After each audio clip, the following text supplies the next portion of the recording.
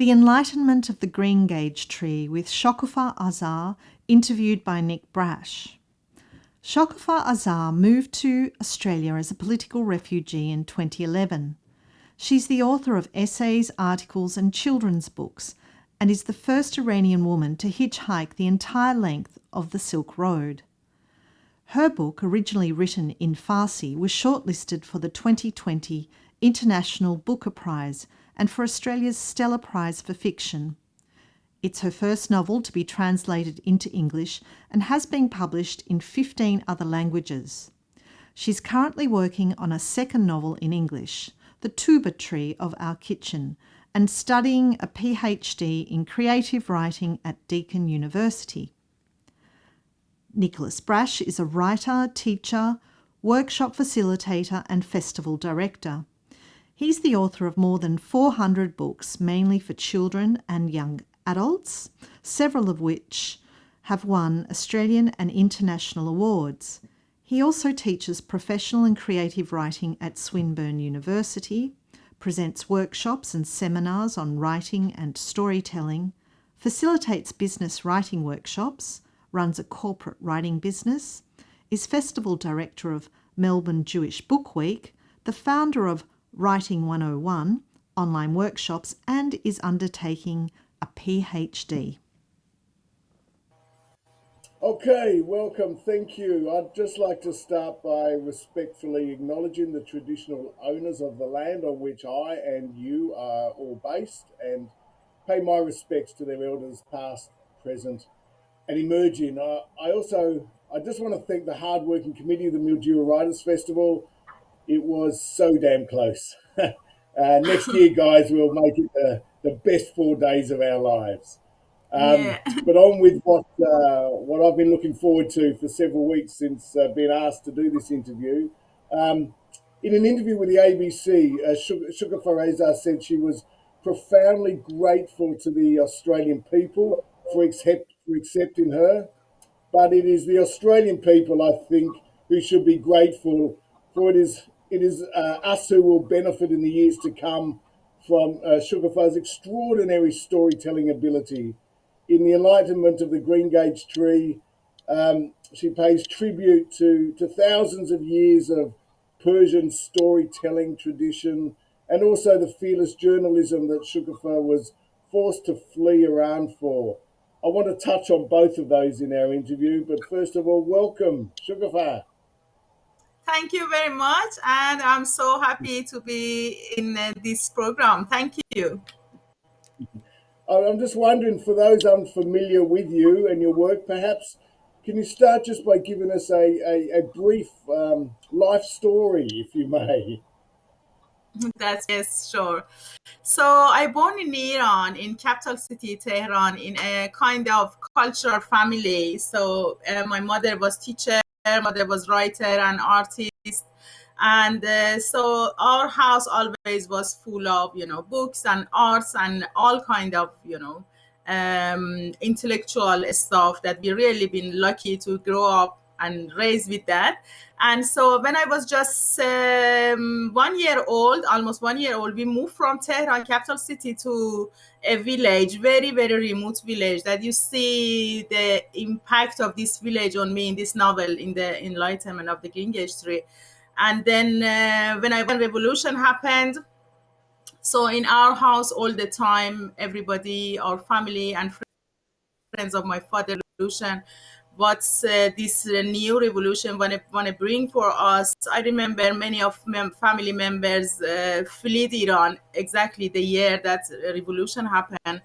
And then so in high school I studied literature. I studied Iranian classical literature. In university again I studied classical literature.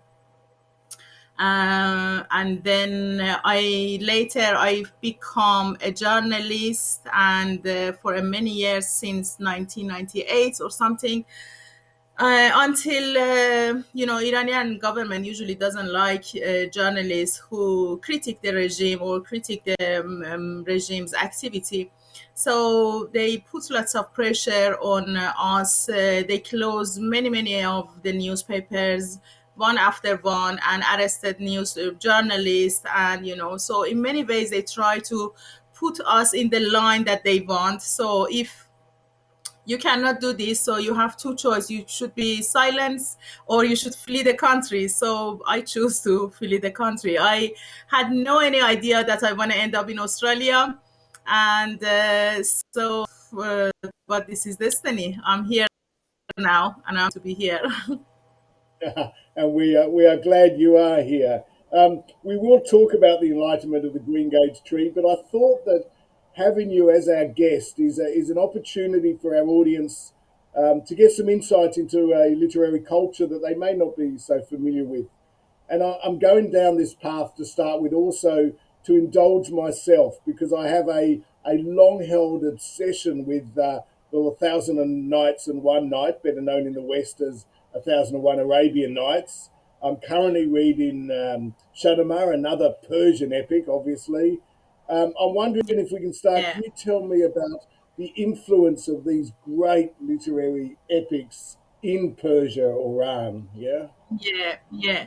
So, the significance of the 1001 Night for Iranian scholars and writers start about 18th century, when for the first time this book translated from Arabic language to Farsi. And for 200 years, we Iranians thought that the origin and the plot of the story at least should be Arabic or Indian. But now scholars are working. They publish few works that to show that the plot is actually Iranian from Parthian time. It's like 6th century before Christianity. So it's very interesting. So it's effect on literature, contemporary literature, or art, or painting, or sculpture, or in many ways. It's very inspiring. And I'm reading this book. It's not like you can read all of the 1100 nights in one go. But I really tried that. I'm in a story 600 something now, but I still should read more. But the research around this book is so fascinating in Iran. Unfortunately, many of these work never translated to any other languages, but there are many things in there that we can in Iranian talk about that. They can find many roots in other classical literature. And so one fascinating things is that the book that 1001 Night actually inspired by is the book that published or was popular in like 4,000 years ago in Iran, the book called 1000 Legends. And we can see the impact of this book in our classical literature and poetry. And then it will change to 1001 Night, goes to other cultures like Arabic countries, Indian, and adopt another stories from them. But whatever it is, what the originality is so fascinating. And as much as you read, you understand and you recognize or discover new things in Yeah, there. yeah. I think in the West we have the wrong impression of 1001 Nights, because we know of Aladdin and we know Sinbad, and those are stories from there. But as you said, it is so vast. I mean, I have two versions, each of them 16 volumes, and I've read them both, and they are, they're not stories for children as we are led to believe by sort of Disney interpretations. They're almost, they've got the same sort of level of sex and violence of Game of Thrones. They are, to Yeah. me, it's the greatest work of literature. So that's why I'm so excited to be talking to you about it. I'm wondering, what and who were your literary influences growing up? That sort of the Persian epics aside. So as I said, I was lucky because my father was writer, and our house was full of books. And also, and I just watching him, or every day he goes to his study room reading for hours and hours. And his friends, when they come to our house, they had fascinating conversation. And I as a child used to sit without even understanding properly what they are saying. I just listening to them. And then my uncle also from my mother's side, and another uncle from my mother's side are very, one of them is very famous Iranian poet. And so we had this atmosphere at home, but out of home, so and they've been many writers and poets, but especially I started reading by Western writers. So the first and main writer that I remember was Oriana Fallaci, Italian journalist. I just love her a lot. I adore her, how much she was brave, the style of her writing, and the way that she looked at the humanity or stories was very fascinating. But there have been many more, Hemingway, and even I can say as a teenager I loved Jack London. Jack London was so brave. I love brave people. I love people, writers like Hemingway. They had lots of adventuring life, and in same time they wrote about all of different ways that they experience in this. And so this kind of writers, I started as a teenager by reading their books. Okay. I've noticed a number of characteristics that are common in the writings of the Persian classics we've discussed, and also in other Persian literature, such as Simon Danishvar's Savashan, and in your own Right. novel, things like the poetry, the real use of all the senses in descriptions, the use of color. What do you regard as what do you identify as common characteristics of Persian literature, and how does it differ from Western literature? Yeah, that's a very good question. If you want to know Iran, beside of all politics the last 40 years, you should start with Iranian, I think, literature to understand what is Iran, what is Iranian culture. So to me, Iranian in Persian, we call it Iranian or Farsi language, is like ocean that when you dive it, you it's never end. So actually, my thesis on PhD is about how we can find the resistance, cultural resistance in Iranian fantastic literature. And then I found it when I'm researching. I found it is a start from 4,000 years ago, and it's just fascinating. But anyway, in many countries, many old countries, they have one or two very famous international poets or writer, classical poet or writer. For example, English people have Shakespeare, Greek have Homer, or French have Rimbaud. But in Iran, we have in same time we have five great poets. We have Hafiz, Sadi, Nizami, and Ferdowsi in same time, and each of them are like an ocean. So when you dive it, you cannot come out easily. So I think the most important thing is Iranian are poets. It is in our blood. I remember many times in Tehran or other cities when I sit in the taxi and just talk, ordinary talk with the driver, I find after that he is a very great poet. And when he read his poems, I thought, oh my God, you should publish your book. They are amazing. Or I give you another example. A few years ago, and a labor, just construction labor, published a poetry book, and immediately he won many prizes because his poems was amazing. So I think poetry is in our blood somehow from 1,000 years ago. And another important characteristic of our literature is that our literature is metaphorical and allegorical. So because of a strong censorship, Arabs invaded Iran when it's about 6th century. So Islam came to Iran by force, and since then, many of intellectuals been against this religion or the way that they taught or the culture. So they couldn't talk or write directly or critique directly. So they find another way to talk or bring out their opinions. They use metaphorical and allegorical language. So this is why Iranian poetry is so complicated, so multi-layer, and only people who knows deeply this language, and they can understand a poem in the best way. Yeah, they understand the subversive nature of it. Yeah, yeah. Hmm. Um, Yeah. Moving on now onto your writing and the enlightenment of the Green Gauge tree, and talking about subversion. what do you Yeah. regard what do you regard as the central theme of your novel? What were you trying My to get previous across? novel. Yes, my previous novel, The Enlightenment of the Green Gauge. So I wrote this when I was so angry, when I was so upset. I didn't want to end up to another country. I love Iran. I want to live in Iran.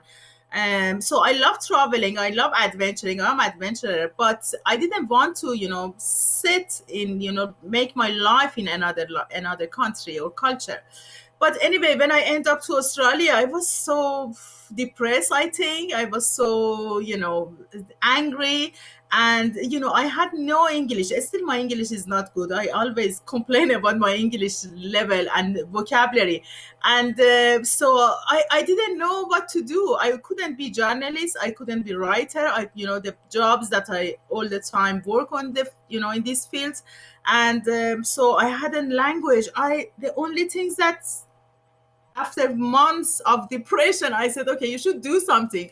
And I said, okay, I write in Farsi, whatever I want, and we'll see what's, future bring for me. And the only thing that gave me hope was that I, even I don't have language in this country. I don't know, this culture. I don't have any people in this country, but at least I have one important thing, and it is free speech. So I could write whatever I want in my whole life to write, but in Iran, because of censorship, I wasn't allowed to do. So I started writing without any censorship. So this book is actually the result of all of my emotions and feeling about Iranian regime and my anger about this regime. So to me, this book is a good example of resistance, cultural resistance against the political system and religion that we just don't want it. And so, to me, magic realism is the best way of, to stating this, this issue, because magic realism give you the huge, opportunity to just bring all of your emotions in same time, all of your imaginary in same time, to discuss in a real way, to discuss how you suffer from the system, that it doesn't work for you. Yeah, I'm wondering. This is going to prove to the audience how ill prepared I was for this. Do you have a copy of the book there with you? Can you do a little reading of the book? Yes. Oh, in English, my English reading is awful. Don't do this with me, please. But I can read in Farsi. But I can read in your Farsi if you like. your English is a lot better than my Farsi, I tell you. What but about you read? What about you read? If you have the book, you can read I a do, Farsi. of course.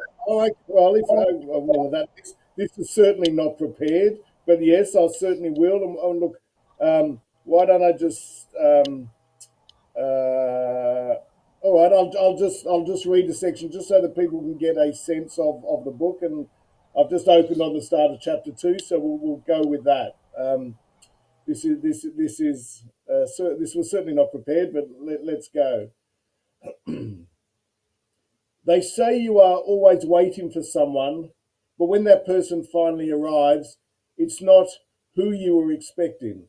Turan, my 40-something-year-old aunt, and her 6 grown and half-grown children are panting their way up the hill to the grove. They don't see me watching them from the window in my little forest house, hidden in the thick oak foliage.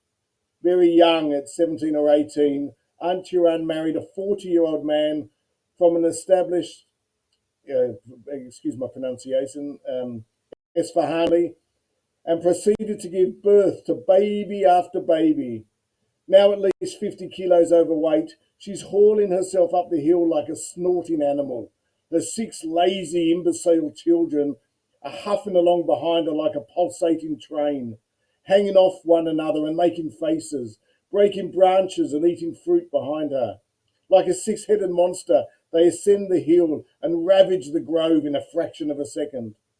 Beta, sitting as usual under one of the greengage trees, sees them and runs towards them, yelling, both in greeting and to warn the residents of the house of the arrival of the aunt everyone prayed would soon leave.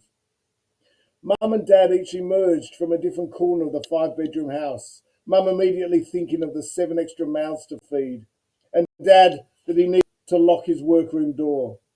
Beta thought about where to hide her pink leotard and ballet slippers, and I that I should conceal the rest of my things in the house. From the 3 local workers dragging up their heavy suitcases, it was clear the grove would be under their control for the foreseeable future. Before even reaching the house, the children had left a trail of destruction in their wake, while Aunt Joanne, scolding them under her breath, endeavoured to enter their host's house honour intact. Before even crossing the full length of the yard, Aunt Joanne had shared with much bravado the news from the big Tehran clan, completely unconscious of the fact that with Sohrab's arrest, these endless updates didn't interest Mum and Dad in the least. I won't go on and on because I know people didn't want me to read, but there's a couple of things in there that I'll bring up now in terms of the context of the book. Just thinking about it, one of the things that amazed me in this book was obviously in Tehran, the people are obviously fully aware of the revolution occurring and the impact on their lives. But I know reading the book, when it went into the country, years later, there were in the novel, there are people in the country areas who are unaware that an Islamic revolution has even taken place.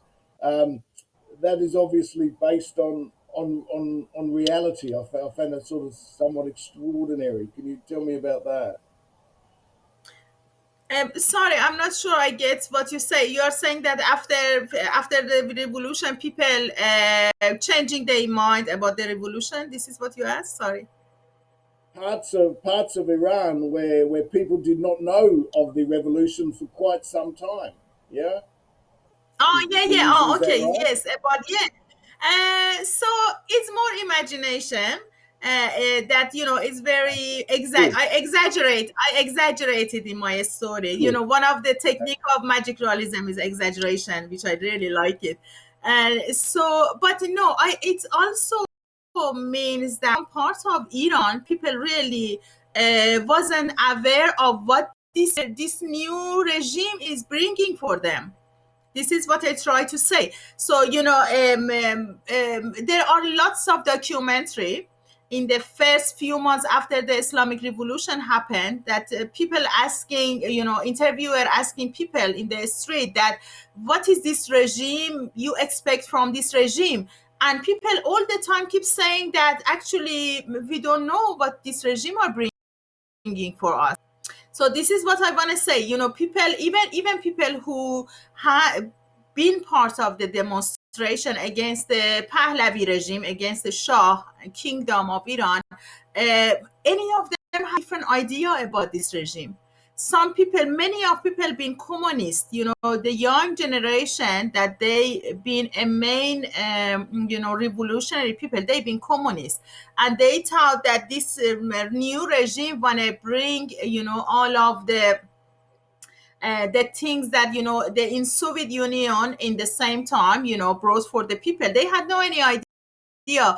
One of the things that in my research I found is for a few months in Iran after Islamic regime happened, revolution happened, it was huge debate about what this regime name should be. Many of people said we want to just Republic of Iran. Another group said no, we want a Democratic Republic of Iran. Some groups said mullahs, I mean all of the religious people said Islamic Republic, and then Khomeini, the fundator and also the leader of this revolution, said, yes, we want to put this regime name Islamic Republic. That's it. This is what I say, and no more talk about that. So it means people had no idea what they are doing, and so it's so sad, because in Pahlavi, of course, it wasn't a perfect regime, but we've been really in good situation in many ways, economic ways, cultural ways, especially education system. When Islamic Republic happened, only 30% of Iranian had a school knowledge, had officially, they could read and write. And it was everything was in the beginning of the goodness, but then suddenly this regime happened and everything changed. The West seems to have uh, a very set and wrong perception of what Iran is like today. For instance, I only recently discovered that there are thousands of Jews that live in Tehran, and they have a synagogue, and they are not persecuted, which is quite extraordinary. Goes against what you would think happens in a Islamic Republic, as you say. That Iran is a large tourist destination for millions of Westerners, Yeah. and is a very welcoming country with welcoming people. I'm currently reading City of Lives, the book by British Iranian journalism about life in Tehran, and it's a country of extraordinary contradictions. There seems to be this, the Islamic power base, but then many of the people sort of live their lives as much as possible without that Islamic with as Yeah. little Islamic influence in their lives as possible. Is that a fair interpretation? Yes, actually, exactly. In Pahlavi time, one of the books that is maybe interesting for people who want to read and understand more about Iranian Revolution is the book called, I think I was just searching here, I think The Fall of Paradise or something. Because I read in Farsi, so it's translated. It's from English writers and journalists, and it totally compare what we had before revolution than what we had after revolution. Before revolution, as you said, Iranian economy is on base of oil and gas, and the Shah was very high educated about gas and oil, how to manage it and how to sell it in other countries.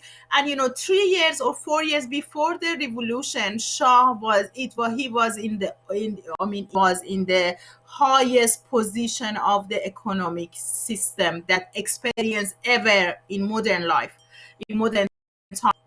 And then Shah started to raise the oil price in the OPEC.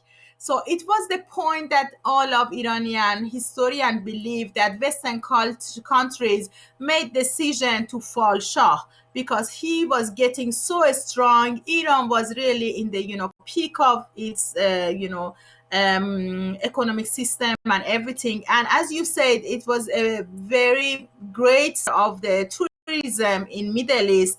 And at the moment, as I read, was about 300,000 Western people lived in Iran, and they work in Iran as an engineer, as a doctor, mostly engineer, because Shah wants, you know, establish all of the basic of the modern country. They build roads, they build factories and everything. So Yes, and then freedom, social freedom was one of the things that Iranian for the first time ever experienced. Again, only Pahlavi's father and son, they brought this kind of modern freedom for Iranians. So women with the chador, chador is the black things that the traditional people wear, they could freely walk in a street next to a woman with a bikini. So it was what Iranian start to understand modernism and experience modernism in Iran. But obviously, traditional religious Muslim were not happy. So, in the Muslim country, every single part of this city, every single part of the, states, there are mosques. And in each mosque, one mullah or at least one mullah is there and talking about religion with people. So it's like a center of fundamental religion. Each mosque is a fundamental, is the center of the fundamental religion. And so obviously they had huge, uh, stations around of the country, and they didn't like modernism, they didn't like freedom of women, especially women. Islam, if you take woman from Islam, nothing, because they bring all of the meaning of Islam on woman's body. So if you take hijab, Islam is gone. So these kind of things, unfortunately, as I said, Muslim Shah actually had very good analysis about this revolution. He said three main things, caused this revolution. First of all, Western people didn't want us anymore because we're getting so strong, and we raised the price of the oil, and it wasn't something beneficial for the Western countries. And second, we had fundamental Muslim in Iran. They didn't like modernism and they didn't like freedom for women. And the third part was communism. We had 1,000-kilometer neighboring, border with Soviet Union, and so they had huge impact on Iranian young people. Just going back to the enlightenment of the green gauge tree, because there'll be people out there who expect this interview to be all about that. Yeah. Did you Sure. Did you primarily write it for an audience that is familiar with Iranian political culture, or to educate those who aren't familiar with it? It's good question and difficult to answer. Maybe both, maybe none of them. Because I wrote for myself, I think. But I was aware, but I was also aware that, I always think that my readers are the most high educated reader and also the literature lovers. So when you think your audience is a lover, I think you should be very smart, and you should be careful to not repeat things that your audience maybe know that. And at the same time, you are talking about a culture that, Western people had no idea, knows about, news that they hear in the media, but there are only, a small group of Western people that they really want to know about Iranian culture. So even in some parts that I want to, as you said, educate my reader, I try to do this in very, very, very indirect way, in a very under the many layers of literature and imagination. I want to do this.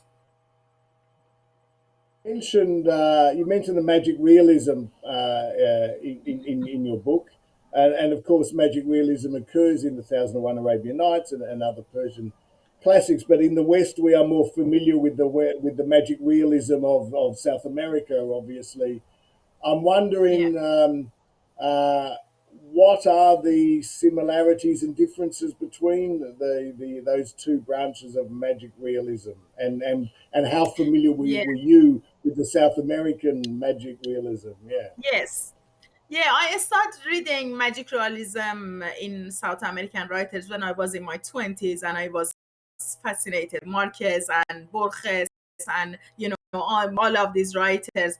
And then, but at the same time, because I study classical literature, Persian classical literature, I found many similarities in our pre-Islamic and Islamic literature. incomparable with magic realism. In contemporary writing, we don't have trend of magic realism in Iran at all. Before my book, The Enlightenment of the Green Age, only one book was totally dedicated on, which was the novel name is Ahl Qarn by Iranian very great writer Moniru Ravanipur, and this is the only magic realism literature fiction that we have in contemporary writing. But the root of fantastic literature is so long back to pre-Islamic literature. As I am reading in my PhD, as I said and mentioned before, the first remain story from Parthian time that scholars discover is about a dream, that the son great dream something. He dreamed that he tried to catch a sun, and the sun asleep was asleep, and he couldn't. And then dream interpreter said it means you want to be a king of Iran, and you will be king for 30 years. Each time that you try to catch the sun was 1 decade of your kingdom time. So it means fantastic literature has huge background in literature, and I'm fascinated by that, and I'm inspired by that a lot. So now you Western people knows only 1001, but there are many books like Darabname or Ajayibname, or they are each of them are like, as I said, like ocean. If you dive there, you cannot get out easily. I have a lot of reading to do. I have a great deal You to should do. learn Farsi. I think you should learn Farsi. I don't think so. I would love to. I'm not going to live long enough. Um, I've just realised also that although I asked you about the theme of the Enlightenment tree, we haven't really talked about the plot, what the basic story is, and the relationship between the mother and the daughter and the son. Can you explain the basic plot of your story and the main characters for the audience, please? Sure. Yes. So it is a kind of a story. It's very difficult to talk about plot, I think, if you agree.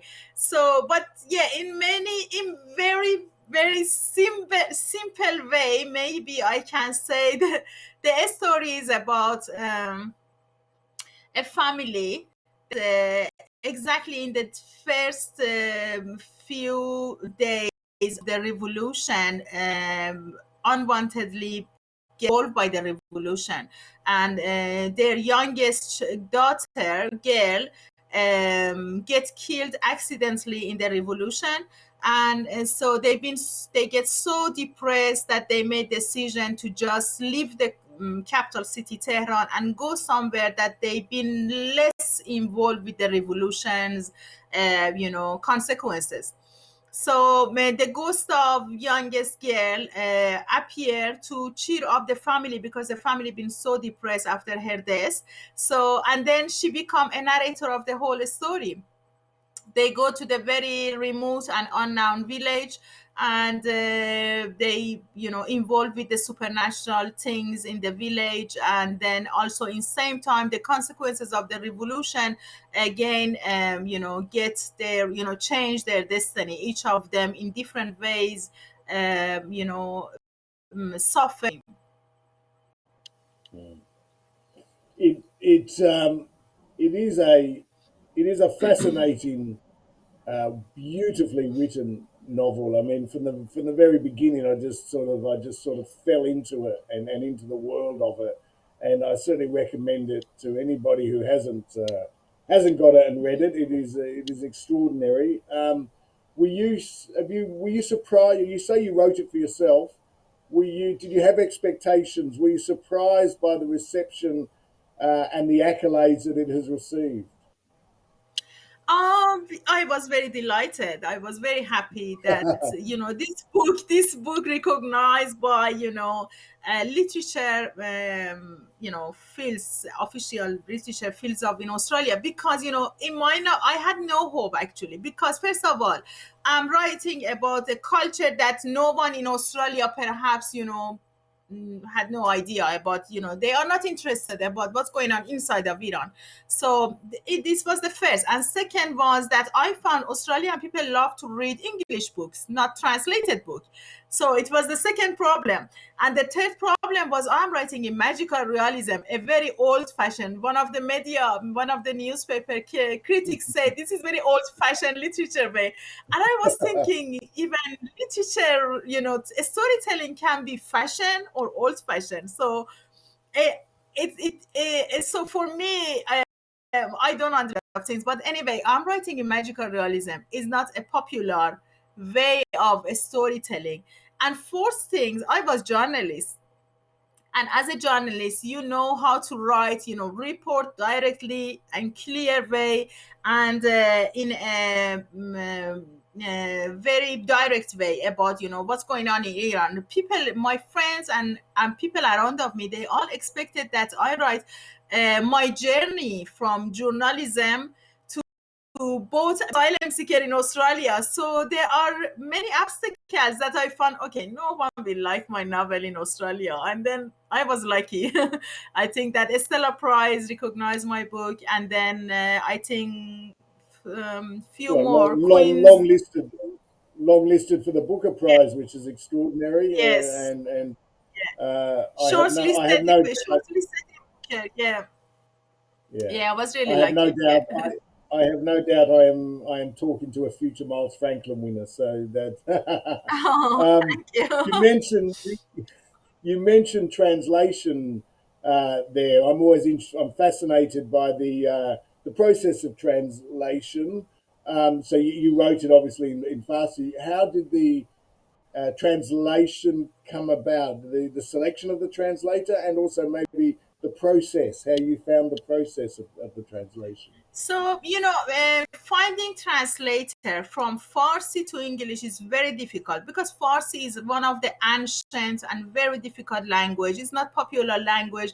When translator between, French to English, Spanish to English, Italy to English, Arabic to English is more easier to find. But in Farsi, it's not really easy. So I was just so lucky to find them. And so the process take us something like 2 years, and I've been all the time, in contact through, email, through WhatsApp, telephone call, and find a best solution for my prose. My prose is, as you read, is very poetic, and this is not, it's not easy to translate. Sentences are long, paragraphs are long, and the story is also multi-layered. So it was huge work for translator, and I think they did their job very well. And as you know, the translator, we cannot mention their name. I didn't mention their name in the book because they have, sometimes they run and back, and if the regime find out, this make definitely problem for them because the whole story is against this regime. Novelists are obviously influenced by the environment in which they grew up, but obviously also the environment in which they are living at a particular time. Uh, are you writing? Are you writing at the moment? And if so, um, is is the Australian experience starting to get into your writing at all, or are you still very much? Is your head still very much back in Iran? Yes, still I'm thinking of Iran.